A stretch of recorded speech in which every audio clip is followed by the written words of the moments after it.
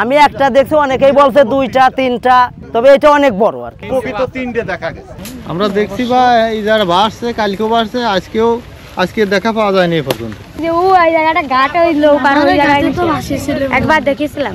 গড়াই নদীর পাড়ে উৎসুক জনতার ভিড়, উপেক্ষা কখন নদীর পানিতে কুমির ভেসে উঠবে। প্রায় মাস দুয়েক আগ থেকেই মাঝে মধ্যে কুমির ভেসে উঠেছে গড়াইয়ের স্রোতহীন পানিতে। রাজবাড়ী, মাগুরা, ঝিনাইদহ ও কুষ্টিয়া মোট 4টি জেলার সীমান্তবর্তী গড়াই নদী। এই নদীর রাজবাড়ী পাংশারমোহন ঘাট এলাকায় কুমিরের দেখা মেলায় আতঙ্কে স্থানীয়রা।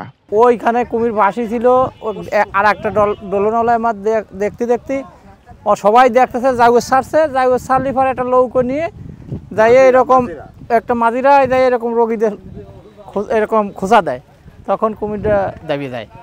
কুমিরটা খুব বড়, আবার একসাথে একদিন 3টে বাচ্চা আর কি সহ এইখানে দেখা গেছে। কুমির 3-4টে এইখানে আছে, বড় কুমির। হ্যাঁ,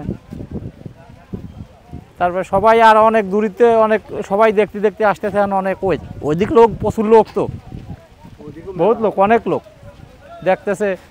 আবার এইদিক জাল পাতা, আজকে আবার বলতেছে যে এইদিক জাল ছিঁড়ে এখন এইদিকেও বাড়া যেতে পারে কুমির।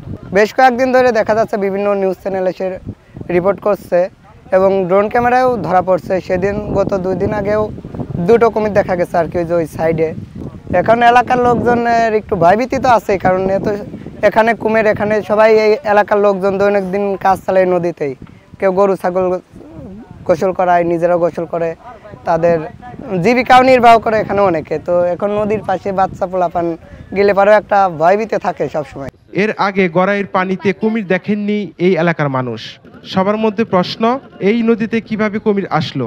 ধারণা করা হচ্ছে বন্যার পানির সাথে ভারত থেকে এই কুমিরের আগমন। আমার এখানে বাসে বড় এলাবো। কোথায় তোমাদের? ওই যে এখানে, ওই যে মসজিদেরই দেখা যায়। আসলে সবাই কষ্টে যে 3টে, কিন্তু আমরা হইতে দিলাম একটা।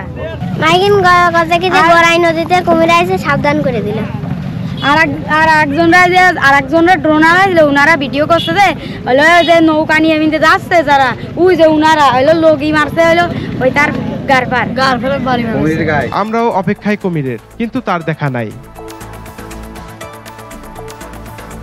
পাংশা উপজেলা নির্বাহী কর্মকর্তা জানান, উপজেলা বন কর্মকর্তাকে নির্দেশনা দেওয়া হয়েছে যত দ্রুত সম্ভব খুলনা বা ঢাকা থেকে টিম এনে কুমির ধরার ব্যবস্থা গ্রহণ করা হবে। নাফিউল লিকসন, দৃষ্টি 24।